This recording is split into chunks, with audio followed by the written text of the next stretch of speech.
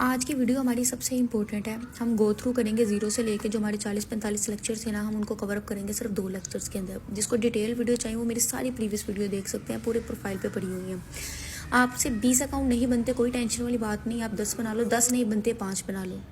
उसमें से 1-2 AI पे होंगे, 2-3 आप कॉपीराइट पे बना लें, मोटिवेशनल पे बना लें। ये आप पे डिपेंड करता है कि आपकी रिसर्च कितनी अच्छी है। पर डे आपने सिर्फ एक अकाउंट क्रिएट करना है। 1 दिन का गैप रखें या 2 दिन का गैप रख लें, लेकिन अकाउंट सिर्फ आपने एक बनाना है, ठीक है। उस अकाउंट को आपने वार्म अप करना होता है। वार्म अप का मतलब आपने एक हिस्ट्री बिल्ड करनी है। आपने अपनी नीश से रिलेटेड सारी वीडियोस देखनी है। एक हिस्ट्री बिल्ड हो गई तो टिकटॉक के एल्गोरिथम को समझ आएगी कि ये क्या वीडियो अपलोड करना चाह रहे हैं और किस ऑडियंस को दिखाना चाह रहे हैं, तो टारगेट करने में आसानी होगी। डेली बेस पे आपने कम से कम 3 वीडियो को अपलोड करना है स्टार्टिंग में, तो उसके बाद आप 2 भी कर सकते हैं। ज़रूरी नहीं होता आपने जितने भी अकाउंट बनाए हैं वो सारे वायरल जाएं। 20-25 दिन आप एक अकाउंट को देंगे, अगर तो उस पर आपको नज़र आ रहा है कि पोटेंशियल नहीं है, उस चीज़ पे इतनी ऑडियंस अट्रैक्ट नहीं हो रही है, तो आप उस अकाउंट को छोड़ देंगे और उस पर न्यू अकाउंट क्रिएट करेंगे। फॉलोवर्स कंप्लीट कैसे करने हैं? 10,000 फॉलोवर कंप्लीट करने का मैंने आपको बताया था। कंटेंट की जो टाइप होते हैं वो मैटर करते हैं। मोटिवेशनल सारा साल चलने वाला कंटेंट होता है, इसमें आपको जो फॉलोवर्स होते हैं वो जल्दी गेन हो जाते हैं। दूसरा, आप बूस्टेड फॉलोवर से अपने फॉलोवर्स बाय कर सकते हो। मार्केट से लोगे तो $40-50 में पड़ेंगे, और अगर खुद इसकी प्रमोशन चलाओगे आप तो तकरीबन 5-6 हज़ार में पड़ेंगे। वेबसाइट पैनल के आपने फॉलोवर्स यूज़ नहीं करने। मोनेटाइजेशन के टाइम आपका अकाउंट डिस्क्वालीफाई हो जाएगा। जो ये बूस्टेड फॉलोवर हैं ये ऑर्गेनिक होते हैं, ये टिकटॉक हमें खुद प्रोवाइड करता है, तो फिर वो हमारे अकाउंट को डिस्क्वालीफाई नहीं कर सकता। फिर इसकी गाइडलाइंस को डिस्कस कर लेते हैं। हमने अडल्ट कंटेंट अपलोड नहीं करना, कार एक्सीडेंट से रिलेटेड नहीं अपलोड करना, पॉलिटिकल कंटेंट नहीं होना चाहिए, ब्लड टाइप का कोई चीज़ नहीं होनी चाहिए। हमने किस टाइप की वीडियो बनानी है? एजुकेशनल हो सकते हैं, एंटरटेनमेंट हो सकते हैं, कन्वर्सेशन की, पॉडकास्ट टाइप की, इस तरह की वीडियोज़। कॉपीराइट कोई भी आप उठा सकते हो यूट्यूब से, और चाइनीज़ ऐप है कोशो ऐप, ठीक है, उससे। इस बात को जहन में रखें कि आपकी जो एलिजिबल कंट्रीज़ हैं, किन किन कंट्रीज़ के अकाउंट आप क्रिएट कर सकते हैं। यूके का, USA, France, Germany, Japan, south Korea और ब्राज़ील। मैंने हमेशा USA की निस्बत आपको UK का प्रेफर किया है, क्योंकि इसमें SSN का मसला नहीं होता, इसमें टैक्स वेरिफिकेशन देनी पड़ती है, फिर आपको मोनेटाइजेशन के टाइम इशू आता है, तो UK का अकाउंट सबसे बेस्ट है।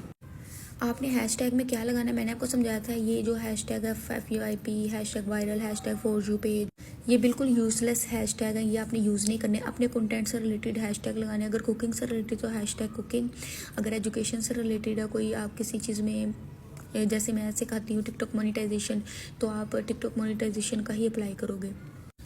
अगर कॉमेडी से रिलेटेड है तो हैशटैग कॉमेडी अप्लाई करोगे।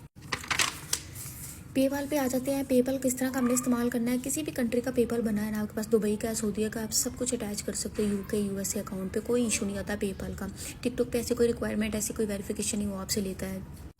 पेपाल बिजनेस हो, इंडिविजुअल हो, सब एक्सेप्टेबल।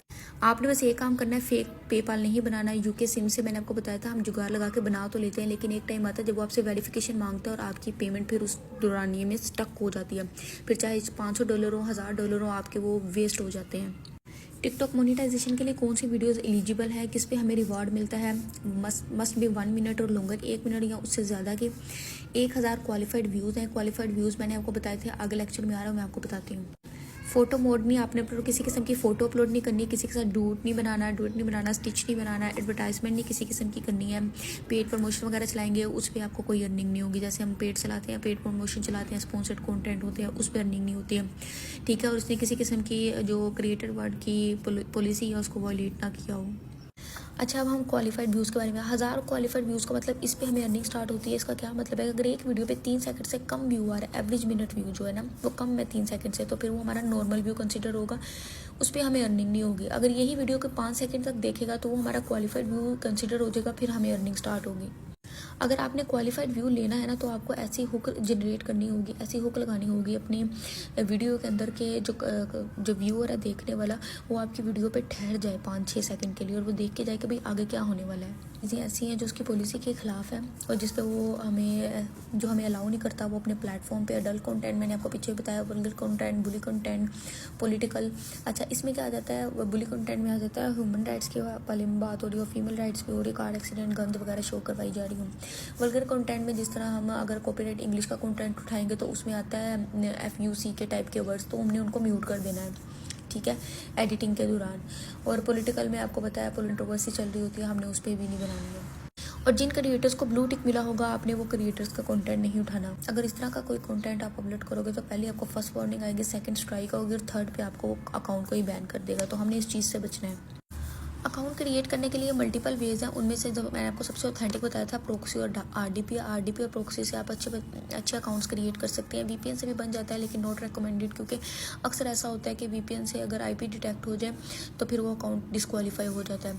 टिकटॉक मोड ऐप से भी आप बना सकते हैं, यूके यूएसएस सिम से भी बना सकते हैं। अच्छा, यूके यूएसएस सिम का इशू ये है कि जैसे सिग्नल दे रहा होता है 1-2 महीने बाद आपके ये सिग्नल देना बंद कर देता है। तो फिर क्या इशू आता है, हमने 2025 लगा के सिम खरीदी होती है और वो सिग्नल देना बंद कर देगा तो फिर हमें कोई फ़ायदा नहीं होगा। मोड ऐप में आप वीडियोस अपलोड कर तो सकते हैं लेकिन 10,000 फॉलोवर के बाद आपने अपने अकाउंट को शिफ्ट करना होता है प्रोक्सी के ऊपर। प्रोक्सी बाय करने के लिए आपने जाना है आईपी रॉयल पे। आईपी रॉयल वेबसाइट ओपन करोगे, ये अच्छी सर्विसेज प्रोवाइड करता है। गूगल पे जाकर सिंपल आईपी सर्च करना है, आपने उनसे स्टैटिक रेजिडेंशियल प्रोक्सी बाय करनी है। इस पर अपने अकाउंट को वेरीफाइड करवा लीजिएगा। उसके बाद ये आपको एक ऑथेंटिक आईपी देगा जो कि काफ़ी हेल्पफुल साबित होगी टिकटॉक पे वीडियोज़ अपलोड करने के लिए। सारे डिटेल लेक्चर मौजूद है मेरी प्रोफाइल पे। प्रोक्सी में आपके पास रेजिडेंशियल प्रोक्सी है, डाटा सेंटर है, स्टैटिक रेजिडेंशियल, मोबाइल प्रोक्सीज है। हम क्या इस्तेमाल करेंगे, स्टैटिक रेजिडेंशियल प्रोक्सी। ठीक है, स्टैटिक का मतलब होता है पिन पॉइंट स्पेसिफिक लोकेशन, मतलब है इसका मतलब हुआ। रेजिडेंशियल का मतलब हुआ पाकिस्तान में रहती हूँ और स्टैटिक का मतलब हुआ मैं लाहौर पाकिस्तान में रहती हूँ, मतलब वो हमें एक पिन पॉइंट लोकेशन की प्रोक्सी। जितने में भी बाई करनी है आपने $4-5 ऊपर ही रखने हैं, मजीद ऐड करके रखने हैं, ताकि अगर जब भी आपकी आईपी 1 मंथ 2 मंथ बाद डिस्कनेक्ट हो तो वो खुद ही रिन्यूअल कर दे और आपका आईपी बार बार चेंज ना हो। आप इसको क्रेडिट कार्ड से भी कर सकते हैं, क्रिप्टो, बाइनेंस, पेपाल, नया पे, हर चीज़ से इसको बाई कर सकते हैं। उसके बाद ये छोटी सी बात है कि एलडी क्लाउड क्या होता है। एलडी क्लाउड बिल्कुल एक मोबाइल फ़ोन की तरह होता है। जैसे समझ लें हमने एक अपना पाकिस्तान के मोबाइल के अंदर एक यूएसए का मोबाइल खरीद लिया है, वो एक मोबाइल के अंदर हम 2 मोबाइल यूज़ कर सकते हैं एट अ टाइम, अपना पाकिस्तान वाला भी और यूएसए वाला मोबाइल भी रन कर सकते हैं। ठीक है, जो चाहते हैं कि हमें व्यूज़ तक इशू ना हो वो एलडी क्लाउड बाय कर सकते हैं। ये थोड़ा एक्सपेंसिव है लेकिन ये व्यूज़ तक का इशू नहीं देता। आप पाकिस्तान में नया पे, डेबिट कार्ड, वीज़ा कार्ड, हर चीज़ से इसको बाय कर सकते हैं।